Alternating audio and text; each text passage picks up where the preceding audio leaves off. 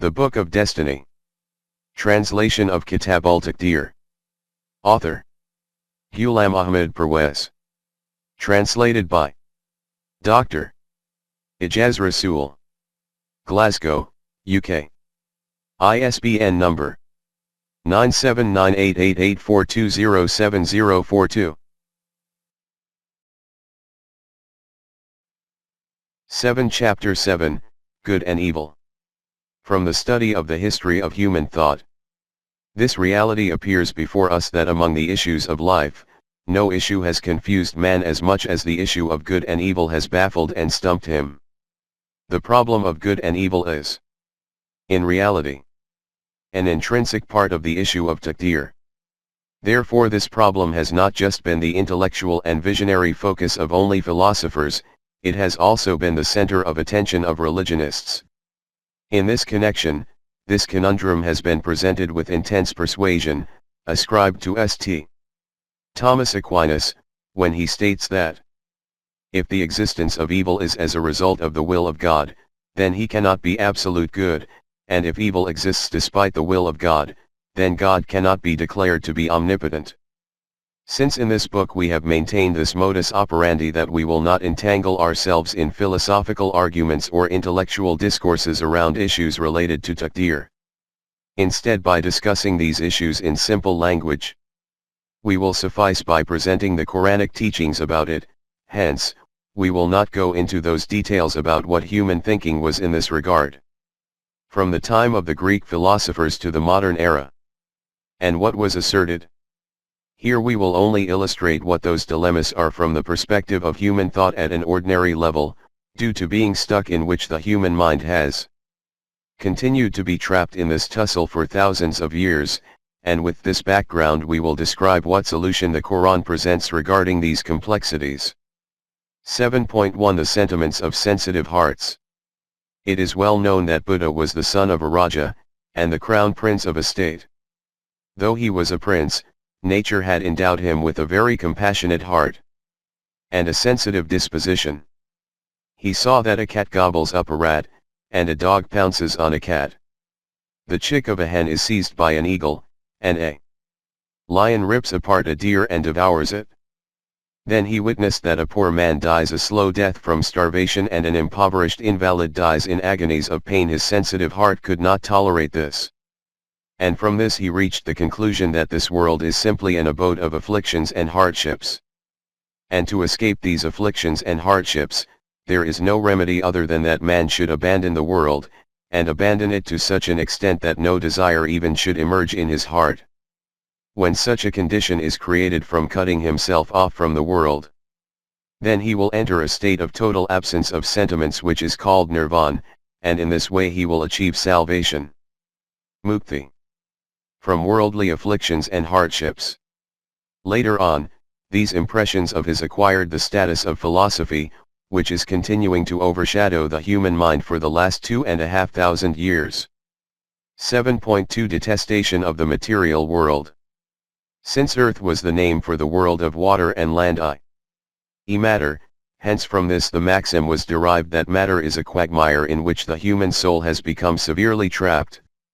The objective of human life is to release the soul from this imprisonment by matter. The technique for this, too, is to withdraw from society, and this goal can be achieved through various meditations and privations. This maslak is called tasawwuf, which is continuing to prevail in every nation of the world, although its name has been different among different nations. 7.3 The Creed of Reincarnation. Tanasuk. When Hindu philosophers pondered on this question, that why is it that some people in the world live a life of extreme comfort and luxury while others suffer hardships and troubles all their life, they reached this conclusion that those people who had performed good deeds in their previous life receive prosperities and bounties in the present life. Those who performed evil deeds remain afflicted by hardships. This ideology was, in fact, another name for transmigration of the soul, which was a creation of Greek thought, and from where Hindu religionists borrowed it. 7.4 The Christian belief of original sin. Some thinkers, when they witness that lies, deceits, stealing, injustice, and cruelty is commonplace in the world, reached this conclusion that the very nature of man happens to be evil. Christianity moved one step further and established the edifice of original sin on this basis. It stated that the effect of the sin which was committed by Adam and his wife in paradise is that every human child comes into this world already tainted with this original sin. And this contamination is the root cause of all moral evils of human beings. The only way to remove this is for man to acquire belief in the crucifixion and atonement of Jesus Christ. 7.5 The duality of Zoroastrians. Persian thinkers said that no, this is not the way it is. The matter is like this, that two permanent and mutually opposing forces are at war with each other right from the beginning in the world. One is the force of Zulmat, darkness, which is called Ahriman, and the other is the force of Nur, light, which is called Yazdan. A battle is continually raging between these two, which is known as the tussle between good and evil. This dualism is the religion of ancient Persian Zoroastrians, which is attributed to Zarathustra. It is this very battle between opposing forces in the universe which gave birth to the German philosopher Hegel's doctrine of dialecticism, and on which the structure of the economic doctrine of Marx is raised. 7.6 Schopenhauer's philosophy of pessimism. One ideology is that there are simply no opposing forces in the world, those forces which we consider as being opposing. The state of their opposition is the way in which we say, for example, right and left, up or down. These are merely relative terms. From this aspect, the view of one school of thought is that evil does not exist in the world, there is only good. Contrary to this, another school of thought, whose imam is Schopenhauer, holds the belief that the world is only evil, good simply does not exist in it. This doctrine is, in reality, simply an echo from the past of the ideology of Buddha. The individual who has a fertile mind but, unfortunately, his nerves are weak, pessimism then essentially dominates his intellect. This was what happened with Schopenhauer. One school of thought considers that good and evil do not have an external existence, they are names for those impressions which man deduces from various events. For example, if a windstorm or flood due to rain occurs in some jungle where no human being lives, we do not call it destruction. Sure. But if that same storm or flood creates havoc in a hamlet, then we term it as evil. Or an even more pertinent example is that of the darkness of night, which is good for a burglar and bad for a traveler. Hence, according to them, good and evil are internal perceptions of man, they have no intrinsic existence in themselves. Briefly, these are those vortices regarding the conundrum of good and evil in which human thought, transfixed by the complexities of magic, is stuck going around in circles for thousands of years, and from which it sees no possibility of extricating itself. The fact is that these convolutions are not created by good and evil, rather these are a creation of the human mind itself. He invents them himself, and when he becomes entangled in their knots, then he starts to wail and shriek that I cannot see any solution for escape from these. Let us see what guidance the Quran gives us in this respect. 7.7 The Quranic teaching. First of all, take the events in the external universe which are called natural evil. It is the declaration of the Quran that we created not the heavens, the earth, and all that is between but for haqq. 15:85. There are numerous verses on this subject in the Quran. In other words, Allah has created the universe bil haqq. The word haqq has many meanings, but from the point of view of the topic being discussed, its fundamental meaning is such a thing whose outcome is constructive, not destructive. In contrast to this, the meaning of batil is that which produces destructive outcomes. It becomes clear from this that, according to the Quran, the purpose of all things in the universe and whatever takes place within it is constructive, not destructive. In other words, their outcome is khair, good, not shar, evil. We have seen that there are innumerable forces functioning in the universe. These are called the forces of nature, and all of them remain busy operating according to the laws established by Allah. We have also seen that the potential to acquire knowledge of these laws has been kept within man. As he continues to acquire knowledge of these laws, the forces of nature will fall within his control, until one day he will harness all of these forces. Allah has proclaimed that, and he has subjected to you, as from him, all that is in the heavens and on earth. 45:13. In other words, the whole universe has been subjugated to man. Until such a time that man does not gain knowledge of the law about some force of nature, called scientific discoveries, that force remains uncontrolled and unharnessed, and becomes a cause of destruction for man. When he harnesses it by acquiring knowledge about it, thousands of constructive tasks can be derived from it.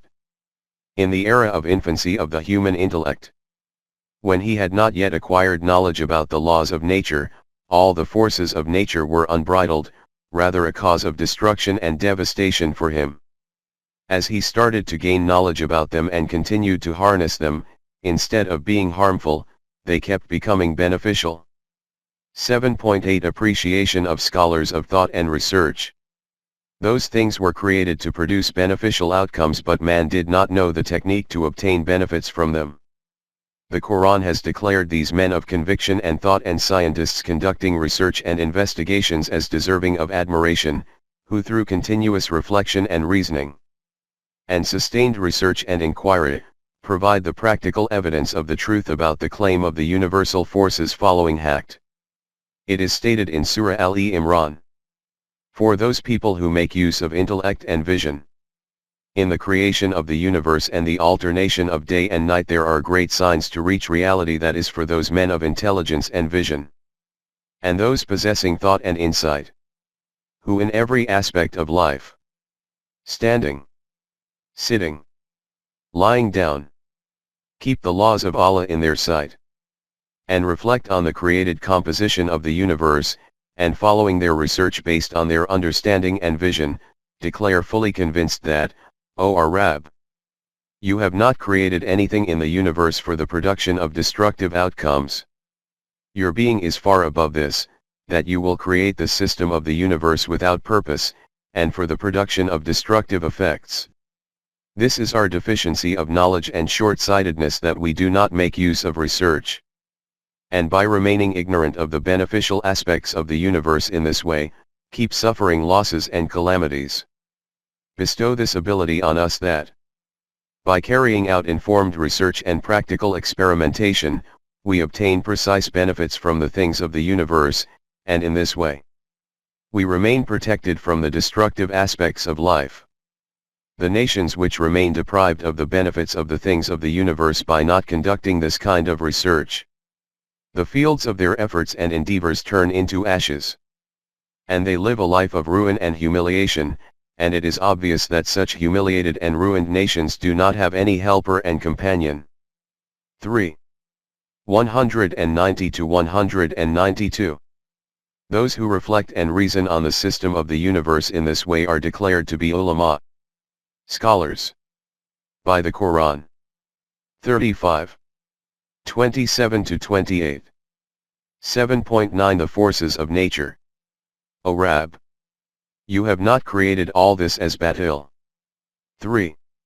191. For the practical proof of this, an outcome of research is that those immense forces of nature, which due to being violent and unbridled used to cause colossal destructions, as a result of which man used to consider that they are only evil, shar. When man brought them under his control, then they became the source for thousands of benefits and began to be seen as only good. Care. When rainwater is not within the control of man, it becomes a flood bringing destruction, but when man confines it within its shores, then it becomes a messenger of fresh life for barren land and a supporter of life. If the flames of a fire are uncontrolled, then town after town is turned into a heap of ashes, but when it is brought under human control, then it becomes completely beneficial. Snakes, scorpions, and hundreds of other different kinds of poisonous animals, etc. which were not seen as anything other than death flying about and harm walking around, and regarding which no one understood why Allah had created them. Such medicines are now being prepared from their very poisons, which are the cure for hundreds of deadly diseases. A living and tangible example is that same individual who is writing these lines at this moment in time, and is presenting his reflections to his readers. The story is that in 1964 I underwent an operation. Though the operation was successful, after this, due to a mishap, there was such a severe hemorrhage that it could not be stemmed. The consultant, who apart from being an expert in his field, was an embodiment of sincerity and affection, did everything in his power, but all to no avail. The situation reached such a point that I became unconscious, and relatives as well as the doctor himself became hopeless about my life. My breathing became uneven, and as a last resort, the doctor administered an injection. The hemorrhage halted, I opened my eyes, and I gradually returned from the desolate plains of death to the valleys of life. I later asked the doctor what was that elixir of life which served as the resurrecting remedy. He told me that the name of this medicine is reptilase, which is prepared from the venom of a snake. On hearing this part of verse 191 burst forth spontaneously from my lips. O Rab! You have not created it? This universe.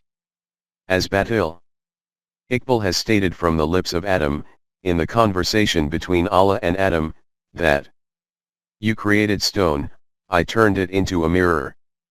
You created venom, I turned it into an elixir. If you wish to seek living evidence of I turned it into an elixir, then go to any pharmacy. You will find about 90% of the packaging with poison written on it. And every medicine among these will be the treatment for some disease or other, and in this way, every venom will be declaring from its lips that, O Rab, you did not create me for destructive results. This was the short-sightedness of man, that he had viewed it as such. 7.10 Congenital deformities in children. This was the same inadequacy of human knowledge due to which he could not even understand why some children are born disabled, even blind.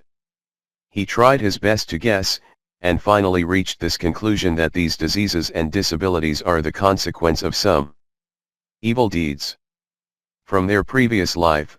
What more could he possibly think beyond this? But when man advanced in scientific research, he also discovered the secret of these occurrences. Consequently, the state of developed nations is such that they first of all medically examine the couple intending to marry to check that they are not suffering from any such condition which may be transmitted congenitally to the child. After becoming satisfied from this aspect, they keep monitoring the foetus in the mother's womb and keep providing the necessary means of protection to it there. It is the consequence of these scientific discoveries and good planning that in these nations children are generally born strong and healthy. They are continuing to undertake further research in this field so that measures can also be taken to prevent those disabilities and infirmities in children which have not yet fallen within their grasp. 7.11 The issue of pain. The severest and most chastising example of evil is quoted to be pain, and the one who is suffering from pain simply cannot be made to understand its philosophy. The ability to think and reason usually becomes suspended in a state of severe pain.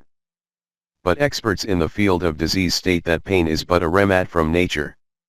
The machinery of the human body is so complex and hidden that, leaving aside another human being, one does not even know oneself how this is functioning, and whether some flaw is arising in it.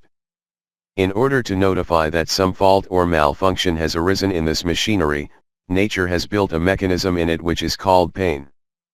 Pain is, in fact, that alarm which signals danger, which keeps calling, in fact shouting to warn about impending danger.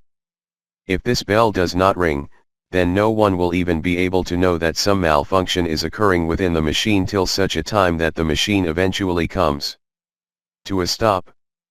That is, the death of man takes place. From this point of view, pain is, in reality, a blessing.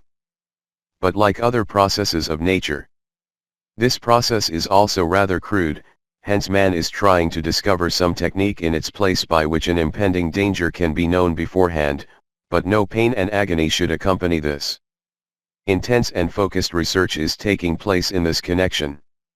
At this moment in time I have before me a published article by a research scholar, George A. W.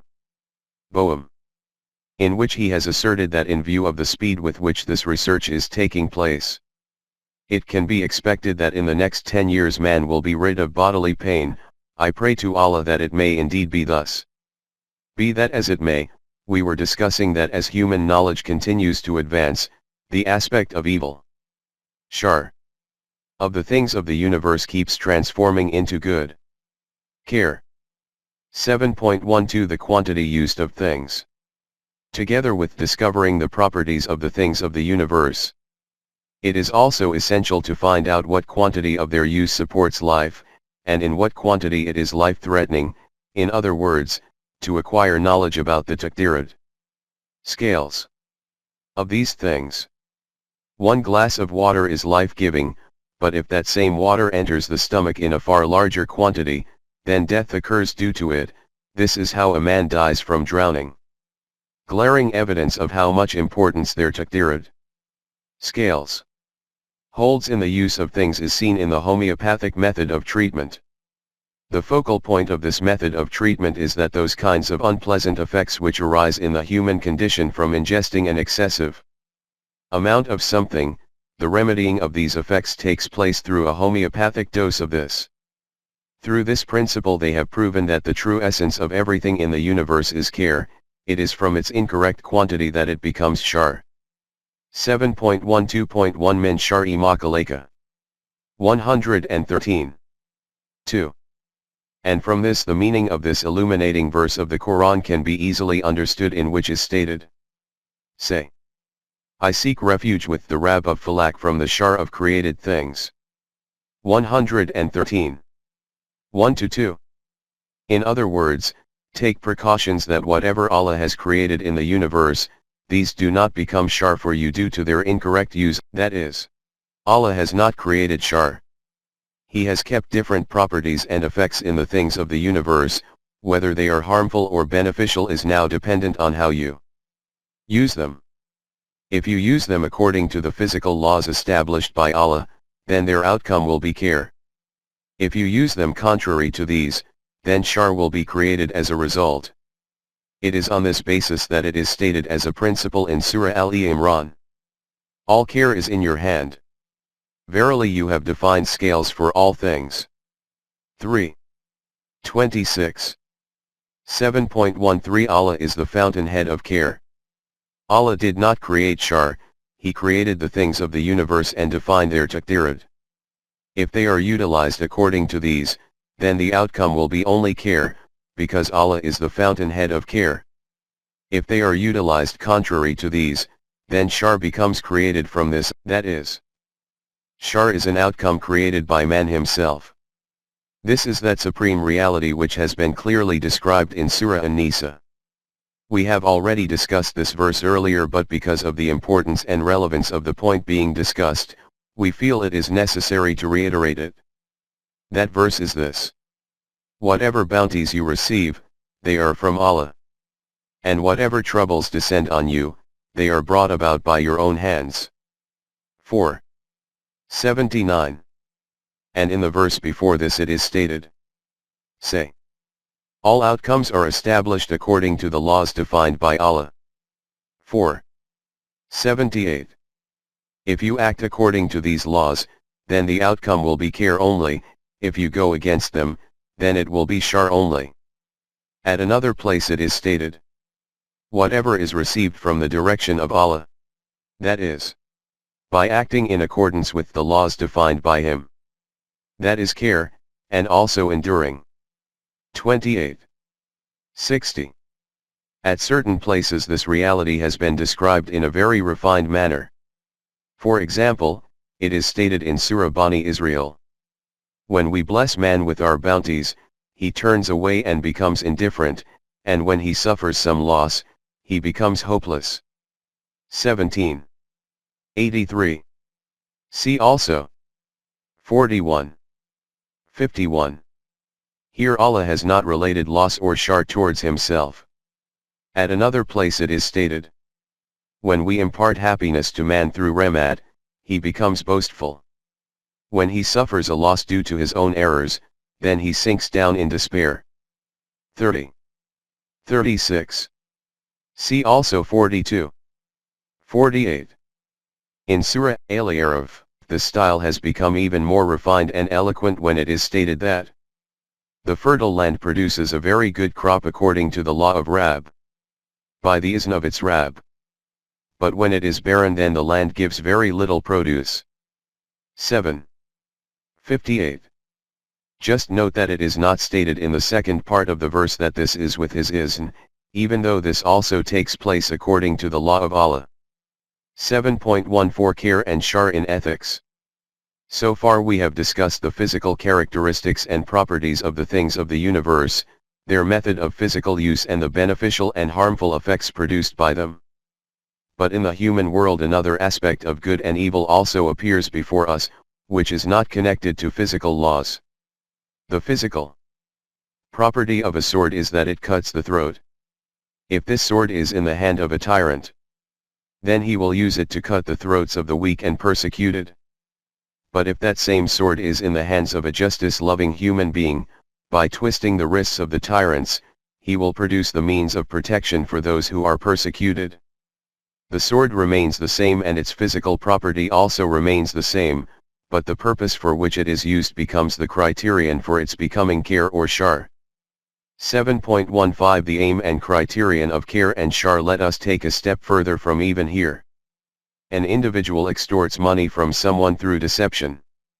In this deception no physical means, for example a sword, etc., has been used, only the human intellect has been employed for this. You mention this loss of yours to a friend who is shrewder and cleverer. He formulates such a plan due to which that deceitful fellow has to return your money. In this your friend has also simply employed intellect.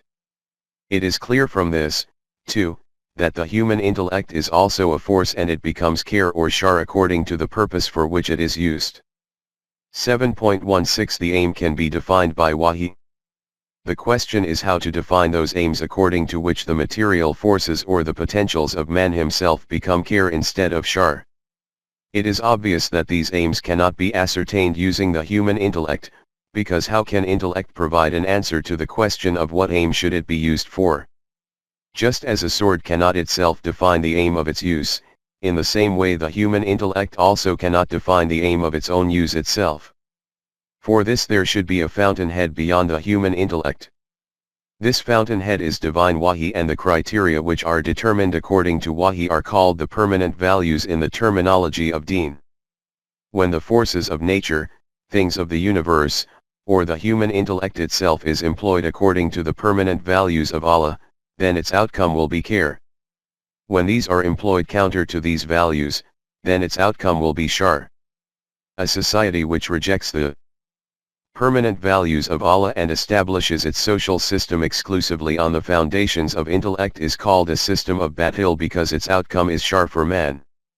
In such a society the utilization of the forces of nature and the things of the universe is through the intellect, and the intellect is employed according to emotions.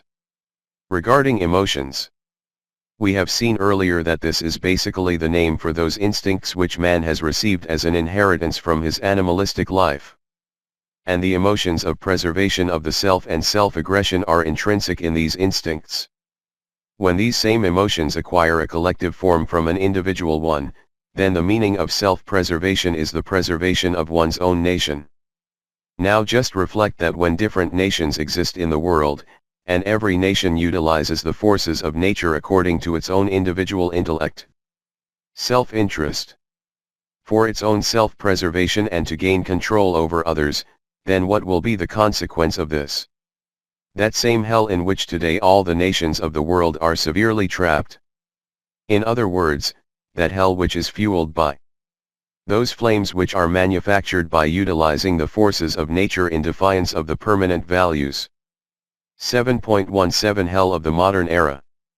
This is that very system of batil in which those human beings who wish to live their life according to the permanent values have to bear all kinds of hardships. It is in connection with this that it is stated about the evils of that society. Whose evil embers fly far and wide. 76. 7. By disregarding the permanent values. When humanity becomes divided into nations, some among the nations become more powerful and other nations remain weak, and powerful nations keep on becoming stronger by sucking the blood of the weaker nations. In this way, different classes become created in a nation. In these classes, the upper class sets itself up as masters of the wealth and power of the nation, and the underprivileged class becomes their servant by becoming subordinate to them and their dependents.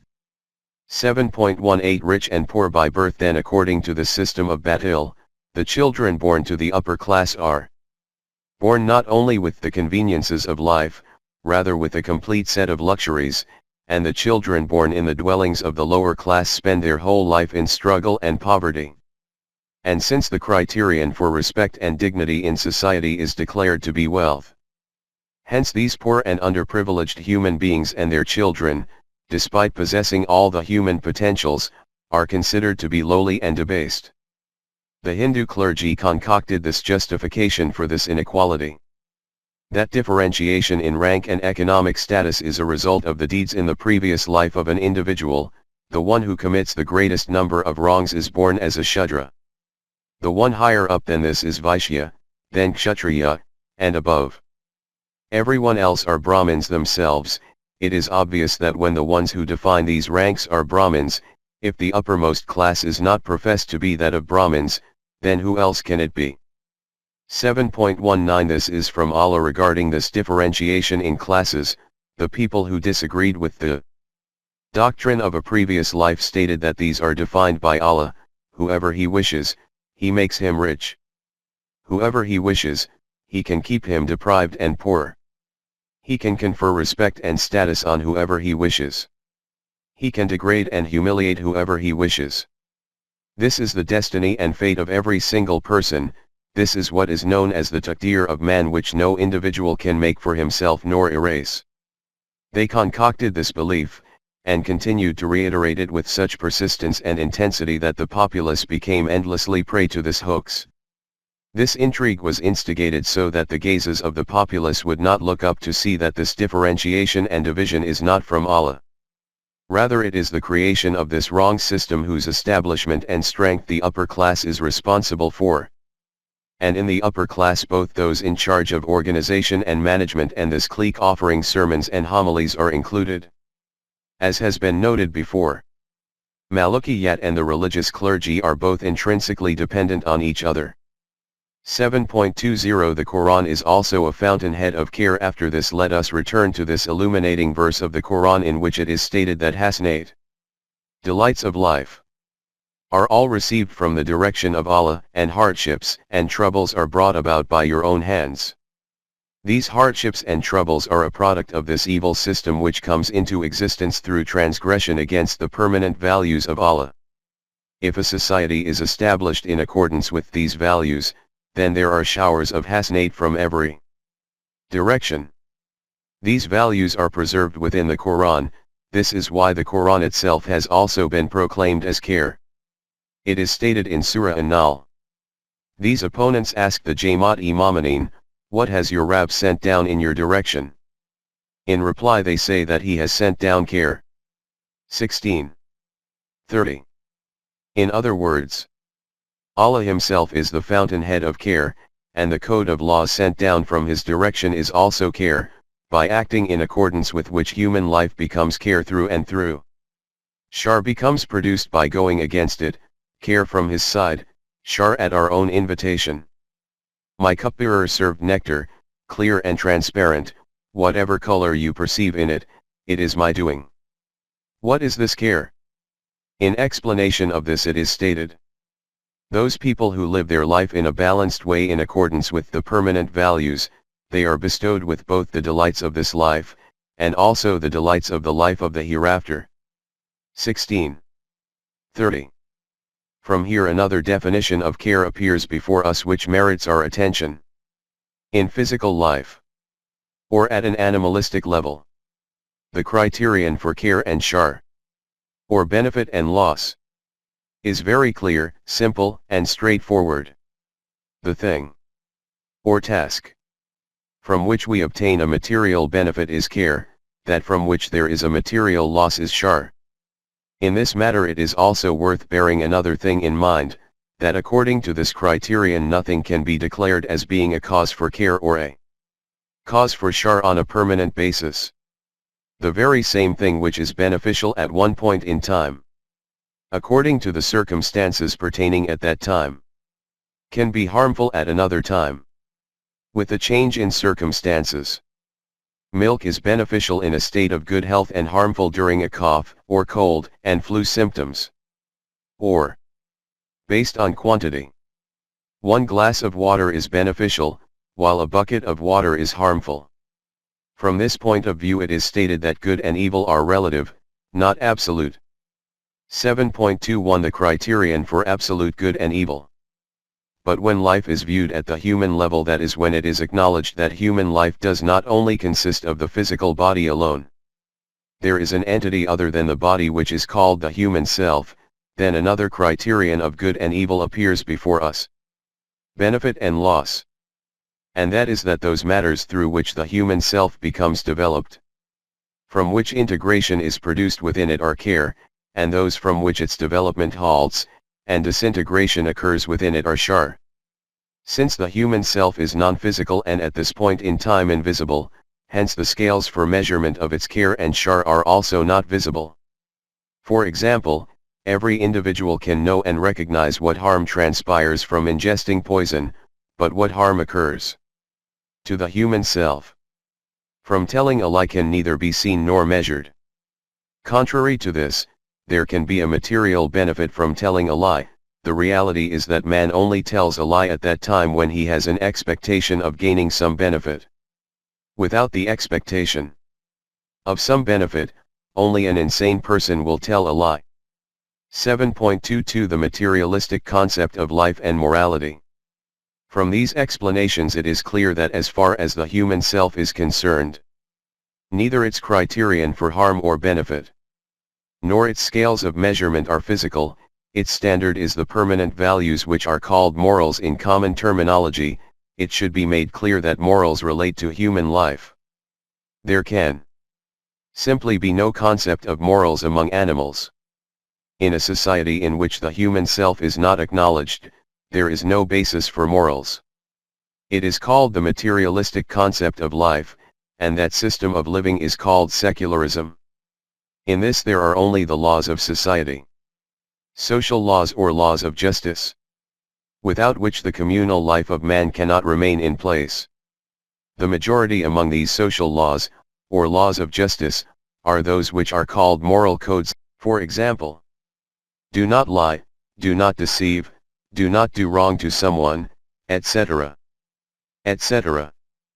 But their status is that of social laws or laws of justice, not of morals, even though in common parlance these are termed morals. This difference can be understood through an example. If an individual knows that by telling a lie he will obtain a certain benefit, and he also has the assurance that this lie of his cannot come to the notice of society, nor within the grip of the machinery of the court system, then according to the materialistic concept of life there will be nothing which can prevent him from telling a lie.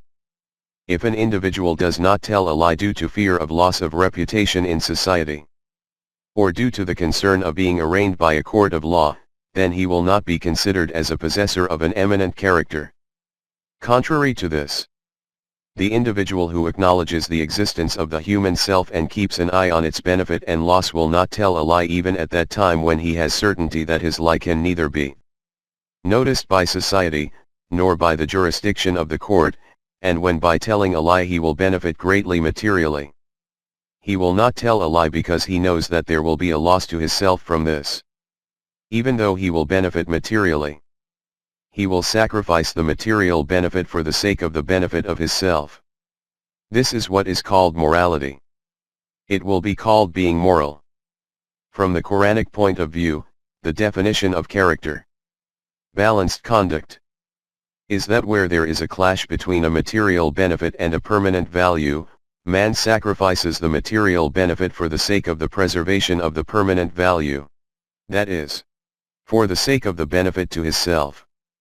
In the materialistic concept of life, or the secular system, there is the concept of obedience to the law, but there cannot be the concept of morals.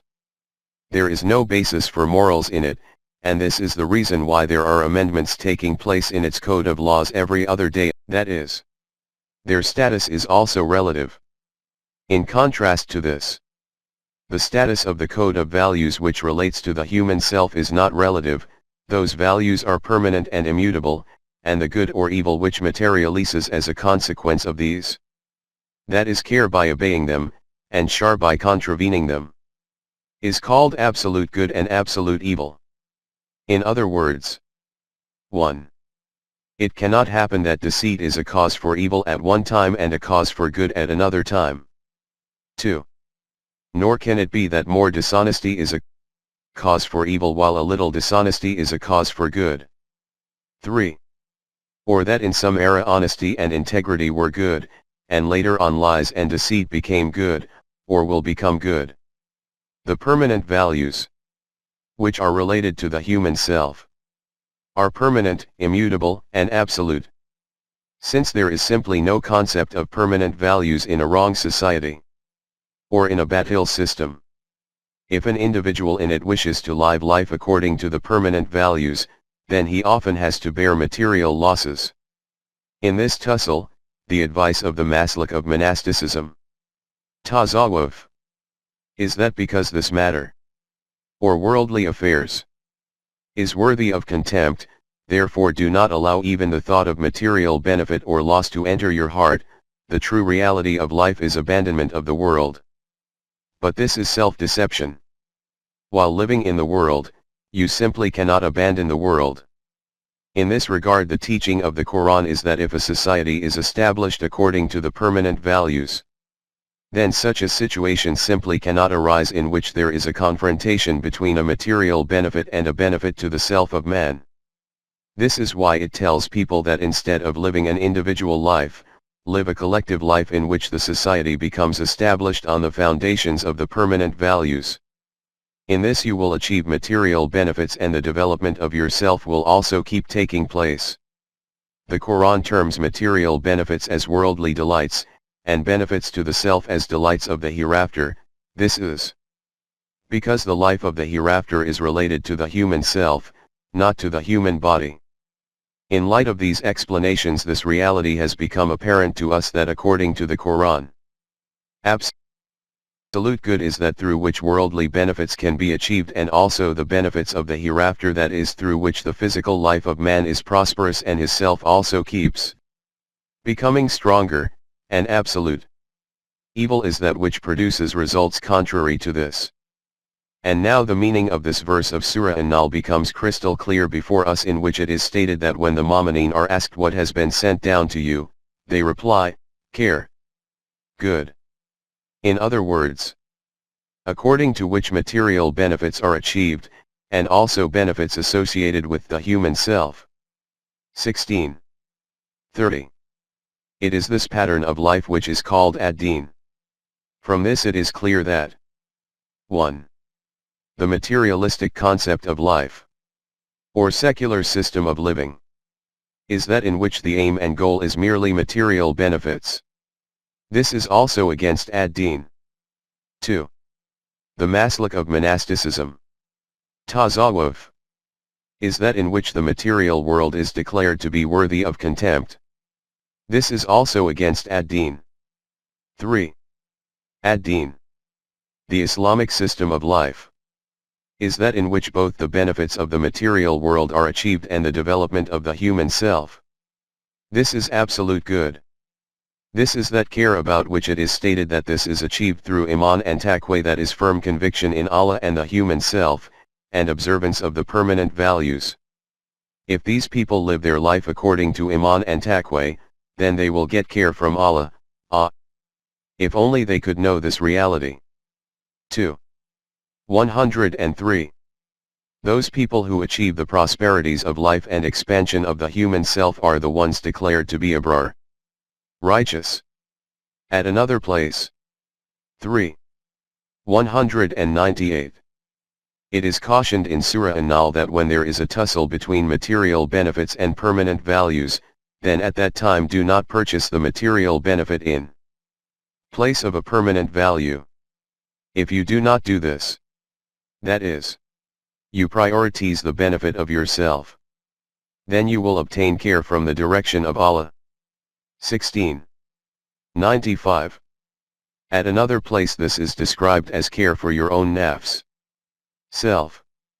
64. 16. Those people in the depths of whose hearts Iman in the human self has not entered, consider it to be in their interest to give preference to the material benefit in this kind of tussle. This is the erroneous outlook in the differentiation between khair and shar referring to which it is stated.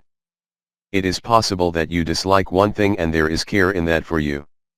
And it can also be possible that you desire something very much and it is a cause of shar for you. The way to avoid this kind of muddle in this differentiation between khair and shar is that you do not declare your own knowledge as being the criterion, instead declare the knowledge of Allah, Wahi, as the foundation and criterion. 2. 216. That which it declares as being khair, consider it to be khair, and that which it declares as being shar, consider it to be shar. The most challenging stage in the tussle between physical life and the permanent values is that where man has to lay down even his life for the sake of the preservation of haqq. This is called the arena of jihad, or qitl.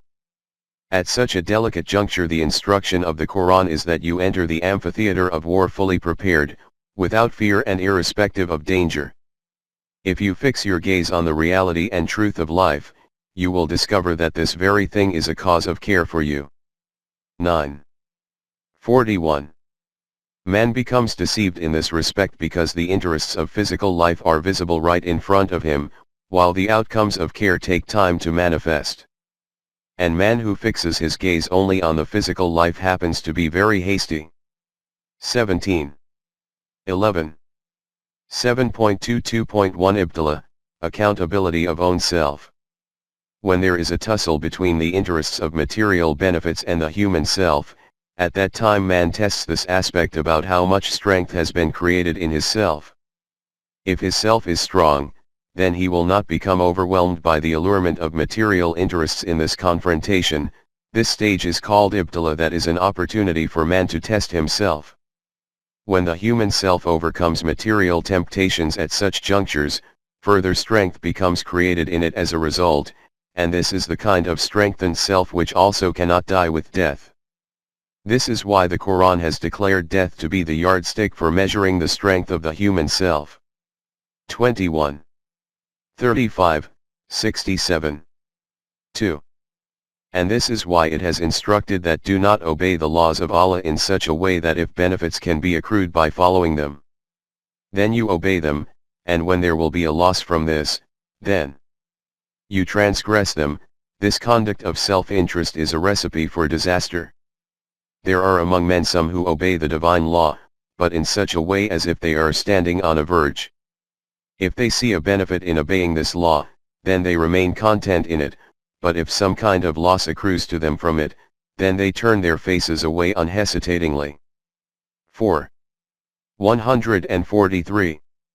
The outcome of following this path is that the life of their present becomes ruined and also that of the future, loss in the world, and also in the hereafter, and this loss is so glaring for which there is no need for evidence and rationale. 22. 11.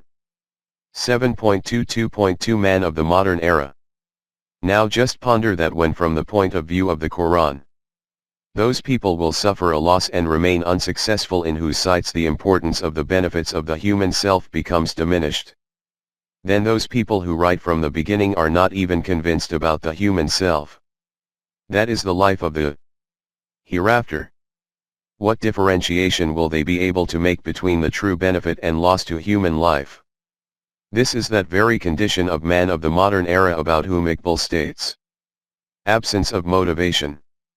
On the path of Allah and pursuit of his own desires, unable to bring his intellect under his vision, became entangled in the maze of his intellect, unable to decide his benefit and loss until today. This is that human being about whom the Quran has stated that he who should have been desiring care, continually calls out to shar. 17. 11. From these explanations it is clear that care and shar are the outcomes of human deeds themselves. If he employs the forces of nature and his own potentials according to the permanent values of Allah, then the outcome is care, and if he employs them against these values, then the outcome is shar. In order to weigh this care and shar, the scales of the law of requital of Allah are ever ready, and it is according to this weighing that the verdict for the success and failure of human life is given. If the balance tilts heavily towards care, then life is successful, and if it remains light, then his life remains a failure and unsuccessful. According to these scales of measurement, every single atom of care and shar of human deeds will appear in front of him. 99. 7-8. It is also clear from these verses that care and shar are the outcomes of man's own deeds. It is not the case that Allah has already decided the care and shar in advance for every human being. In other words, what has been decided is that the outcome of a certain deed of man will be care, and that of some other deed will be shar. And it has been left to the choice and intent of man that he can do whatever kind of deed he wishes. Its outcome will appear before him in accordance with it, in both the worldly life, and the life of the hereafter. 7.23 Profit and loss. The words of profit and injury have also appeared in the Quran for care and shar. The difference is only of words, otherwise the principle and law that is defined for care and shar is the same as that for profit and injury.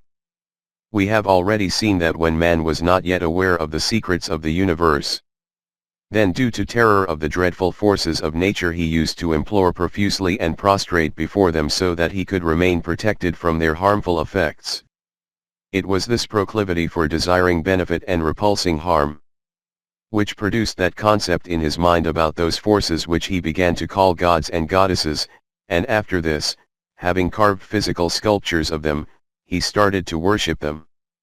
The Quran made man aware of his true status and informed him that those forces which he considers as his deities have all been created to obey him.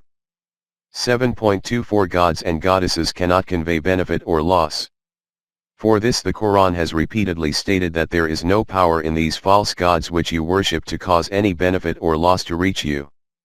Therefore why do you degrade human eminence by bowing down before them? These people, abandoning Allah, worship those batil deities which can neither cause any benefit to reach them, nor any loss. 25.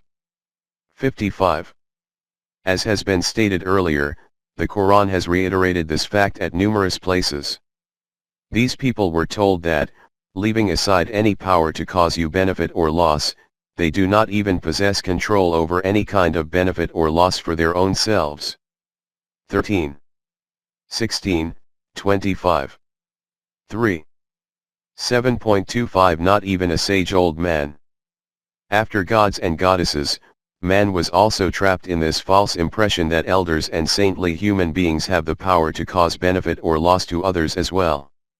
For the eradication of such a batil belief, the Quran adopted such a style of admonishment following which it left no room for anything further to be said.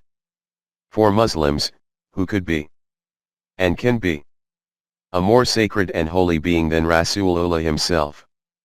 The Quran itself made this declaration from the honorable lips of Rasool that, say to them, I myself do not have any authority for benefit or loss to my own self. For me, too, this takes place according to the laws of Allah. 7. 188. See also 10. 49. 7.26 Harm from human beings in an unjust society. But some human beings are certainly caused harm at the hands of other human beings. For this it is stated that this is according to Izn Allah. But he, Shaitan, cannot harm them in the least, except as per Izn Allah. 58. 10. We have seen under the previous topic that the meaning of Izn Allah is the laws established by Allah. This is why it is stated that another individual causes harm to reach you because you have not made arrangements for the means of protection according to the laws of Allah. It is stated in Surah Al-Imran that the state of these opponents, Munafiqeen, is such that if you acquire some bounties then this matter pains them greatly, and if a trouble visits you then they are very pleased at this. If you adopt steadfastness and observe the laws of Allah, then none of their intrigues will be able to cause you any harm. 3. 120. At another place it is stated that, if those living in habitations had had conviction in the truth of the laws of Allah and had lived life in accordance with them, then the gates of blessings of the heavens and earth would have opened for them, but they falsified these laws, and they were subjected to accountability because of their deeds. 7. 96. Here the use of because of their deeds has made it clear how losses are incurred according to Izn Allah. All this is the outcome of the wrong actions of man himself. If you keep treading on the right path then no one will be able to cause you any harm. 5. 105. 7.27 Its solution. But here that same issue appears before us again, which was the focus of our attention previously, and that is that despite treading on the right path, an individual suffers at the hands of others. As has already been described, this kind of thing occurs in an unjust society and its remedy is nothing other than for this society to be overturned, and a just society to be established in its place. According to the laws of Allah. Iqbal has illustrated this reality in these radiant words. He does not remain sitting shedding tears at the hands of Taqdeer. By rejecting unfavorable Taqdeer, he brings about favorable Taqdeer in its place through the power of his hands. Since all this takes place according to the laws defined by Allah, hence Allah relates it to his own self. It is noted in Surah Al-An'am. If a loss reaches you from the direction of Allah, that is according to his laws. Its rectification can also be done by no one else. For this you will need to turn towards his laws. This is because he has defined scales, laws, for everything. 6. 17. See also 10. 107, 39. 38. 7.28 An important point. We have stated above that whatever act man carries out according to the laws of Allah, Allah relates it to himself. This is a very important point and, hence, demands further clarification. 7.28.1 The Battle of Badr. In the Battle of Badr, which was the most important event between Haqq and Batil, Mujahideen, whom Allah had termed as his own army, Hezbollah, are busy employing their swords and arrows and in this way are severing the necks of the opponents of Haqq and justice. The declaration of Allah regarding this is, you were not killing them, it was Allah himself who was killing them. At that time it was not you aiming the arrows, it was Allah doing this. 8. 17. The swords were yours, but on their razor-sharp edges it was our Taqdeers which were in action. The arrows were yours, but it was our decisions that were wrapped around their tips. 7.28.2 Beit Irizwan. Fealty of the willing. And at the location of Hudaybiyah, when these devoted soldiers of Islam were renewing this covenant to lay down their lives which they had made with Allah, that we have sold our possessions and lives into your hand. 9. 111. On the blessed hand of Rasulullah, the Quran has drawn a beautiful, simple, and vivid scene of this sight in these words. O Rasool! Those people who were plighting their fealty to you, they were not pledging it with you, but were in reality renewing their covenant with Allah. At the time of this fealty, it was not your hand over their hand, it was the hand of Allah himself. 48. 10. When the program of Allah comes into fruition in this way through the hands of men, then man himself becomes the Taqdeer of Allah. In the words of Iqbal, a Muslim under the spell of Taqdeer is a kafir. If he is a Momin, he himself becomes Allah's Taqdeer. At another place Iqbal states, "It is futile to complain about the Taqdeer of Allah, why are you yourself not the Taqdeer of Allah?" In summary, whatever manifests in the universe according to the divine laws, it is related to Allah Himself, that is, it is stated that Allah Himself does this. This is that point where a visionary proclaims, in the words of Ibrahim, that Allah is He who created me, and then showed me the straight path. He is the one who gives me food and drink, and when I fall sick, He cures me. Then He will give me death, and after death will give me life again. 26. 78-81. Not only are properties and characteristics imparted to the things of the universe, man himself has also been provided with potentials which Allah attributes to Himself. So much so, that even that act which he does according to these natural abilities has also been related towards Allah. For example, it is stated in Surah Ar-Rahman, Allah created man and taught him to speak. 55. 3-4. It is obvious that Allah does not teach a human child to speak, it is his environment which teaches him. But since the ability to speak in man is bestowed by Allah, that is why it is stated that Allah taught man to speak. At another place it is stated, Allah is He who taught man to write with a pen. 96. 4. See also 2. 282. In other words, this ability has been kept within him that he can express his inner thoughts through writing. It is noted in Surah Al-Ma'idah, whatever game that hunting animals catch and bring to you, it is also halal for you. Those animals whom you train to hunt in the way in which Allah has taught you. 5. 4. It is obvious that Allah does not teach any human being how to hunt. He has kept this ability within man, and whatever he does according to this natural ability, Allah has related this to His own self. From these explanations it is clear that the style of the Quran is that whatever takes place in the universe according to the laws of Allah, or whatever man does according to the abilities conferred by nature, it relates these directly towards Allah. This is a very important point.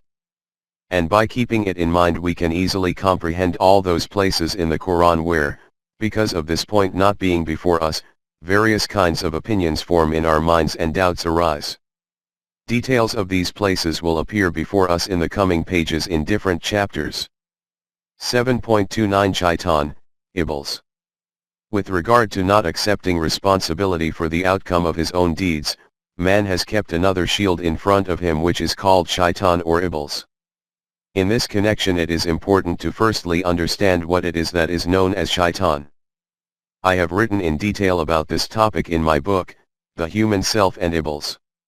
At this point in time, it will suffice to mention a few aspects. We have seen that 1. As well as intellect, instincts at the animalistic level are present in man. The task of the intellect is to meet the demands of life. 2. Human life is the name for remaining in obedience to the permanent values. 3.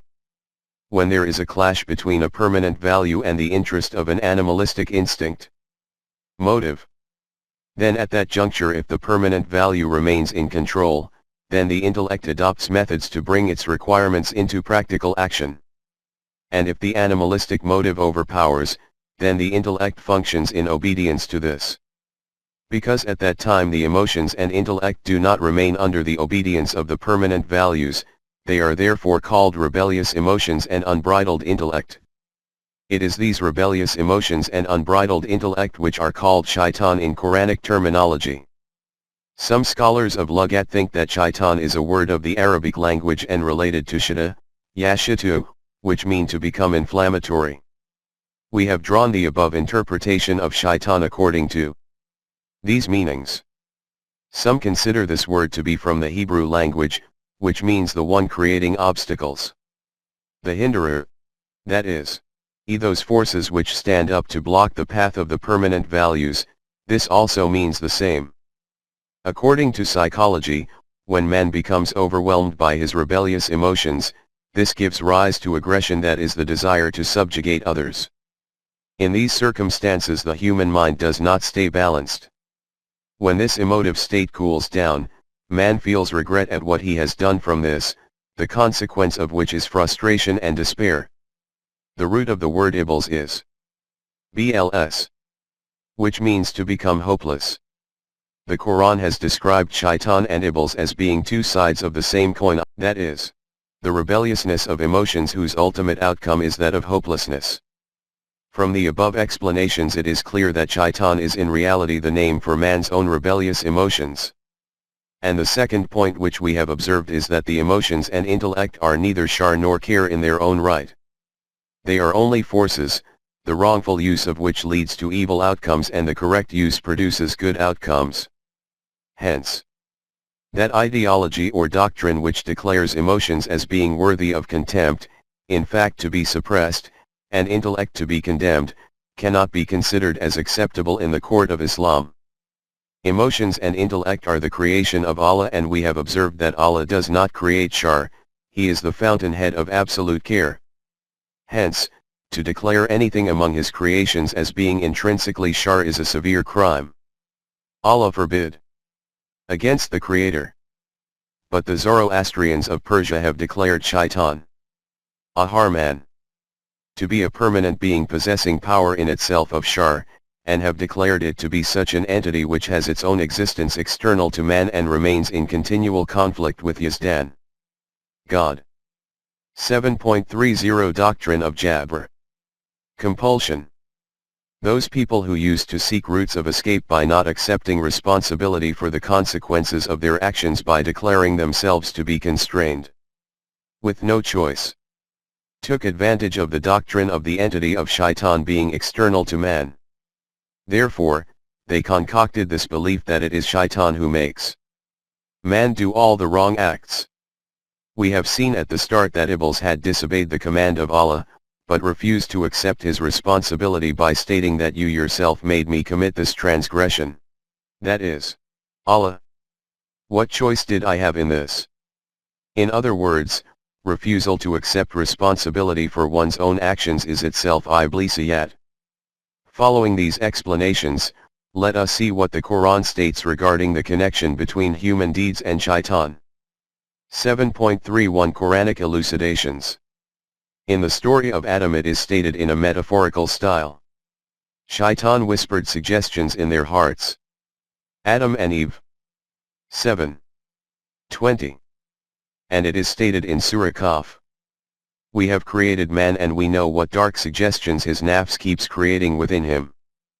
50:16. From this it is clear that shaitan is the human self itself, not an external entity or force outside of man. In the Battle of Uhud some people, hypocrites, turned their backs and abandoned the battlefield.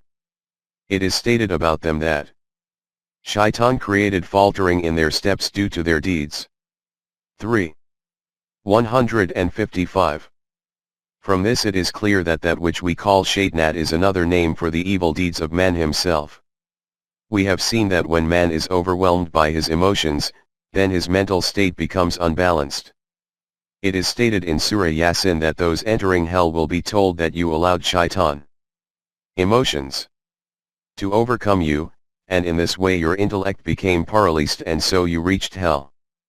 36:60-62. In Surah Ibrahim a metaphorical dialogue appears between shaitan and his followers on the Day of Judgment. There, human beings who are evildoers accuse shaitan that you made us do these things. In response to this, shaitan states that what you say is wrong, I did not have any control or authority over you that I could have compelled you to do something against your will. All I did was that I called out to you, you yourself acquiesced to this call and started to follow behind me. Today, instead of condemning me, condemn yourself, because I am not responsible for your deeds, it is you yourself who are responsible. 14:22. 7.32 How can man remain protected from being controlled by emotions? Now the question which arises is that, with the existence of emotions, how can man protect himself from being controlled by them? Tasawwuf. Mysticism and Sufism declared that the technique for this is that emotions should be annihilated. In their terminology, this is called self-annihilation. But the way in which their doctrine of forsaking the world is impossible to follow. Indeed is a self-deception. Similarly, the doctrine of annihilation of emotions is also impracticable to follow and is based on self-deception. Human emotions simply cannot be annihilated, and even if, supposing, they could be annihilated, then eliminating them is insanity and a manifest loss. Emotions, like intellect, are an immensely precious faculty of man. The pleasures, freshness, and novelties of life are linked to desires, and the emergence of desires owes itself to emotions. If no heat of emotions remains in the being of man, then he will turn into a mere inanimate block of ice. Regarding emotions, when the guidance of the Quran appears before us, then a euphoric feeling bathes the soul, and it can be clearly seen what the difference is between the light bestowed from the fountainhead of Wahi and the conjectures concocted by the human mind.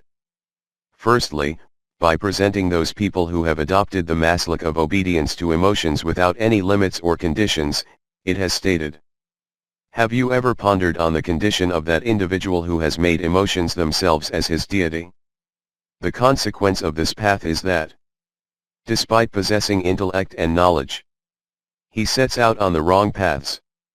And due to being overwhelmed by his emotions, his condition becomes such that seals are set on his heart and ears, veils are drawn over his eyes, his potentials to see, to think, and understand, become suspended and are gradually paralyzed.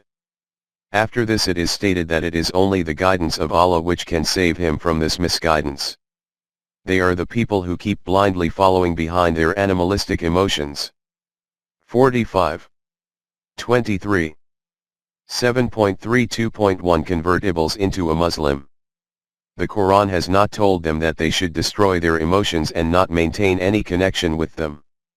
It has stated that he becomes misguided who follows his own emotions without the guidance of Allah. 28. 50. Here the Quran has made the matter crystal clear that human emotions are not shar. They become evil at that time when they are left unrestrained. If they are kept within the obedience of the permanent values, then their outcome is care. This is that reality where a hadith of Rasool which shines like lustrous pearls has been explained in a very eloquent and heartwarming style. Rasool said that every human being has an Iblis. The companions inquired, "Is there also an Iblis of yours?" He replied, "Yes. I too have an Iblis, but I have converted my Iblis into a Muslim." 7.32.2 Iblis can be made to obey oneself. Just see from where the issue began and where it has ended. Emotions were not destroyed, they were left in the state they were in, but they were employed according to the divine permanent values. In this way, this immense force, instead of being destructive, became completely constructive, that is, the flood was confined within the banks of the river. And in this way, instead of becoming the cause for destructions, it became the reason for habitations and prosperities. The same way in which potentials have been kept within man to harness the forces of nature, he has also been bestowed with the power to harness his emotions. In the account of Adam it has been stated metaphorically that when Iblis was cursed, he said to Allah that "You have humiliated me for this favorite of yours, now watch what I do with him. By inserting a leash through his nose, I will lead him bewildered and stumbling about, and then will destroy him in such a way that he will never forget it." 17. 62-63. In response to this challenge of Iblis, it was decreed from the court of Allah that attempt to do whatever you wish, but you will never be able to achieve any control and authority over my servants. 17. 65. Iblis will never be able to influence those people who maintain conviction in the truth of the laws of Allah and have trust in their firmness. 38. 83. His influence will be effective on those who totally sidestep the laws of Allah, or on those who, though they will not completely avoid them, they will not purely follow these laws, instead they will also associate non-divine laws with them. 16. 99 to 100. 7.33 The model of Yusuf. The state of those who follow Allah's laws is such that leaving aside obeying shaitan, if even the thought of shaitan somehow randomly enters their mind, they immediately bring Allah's laws in front of them, and from this such a sparkle is created in their vision due to which their paths become illuminated far into the distance, and their feet simply do not lift to tread in the wrong direction. 7. 201. This was that very Burhani rab seeing which Yusuf tore to shreds the webs of Shaitanat laid by the wife of the Aziz of Egypt, and in this way demonstrated to that world that shaitan can never overwhelm the devoted servants of Allah. He was from among our devoted servants. 12. 24.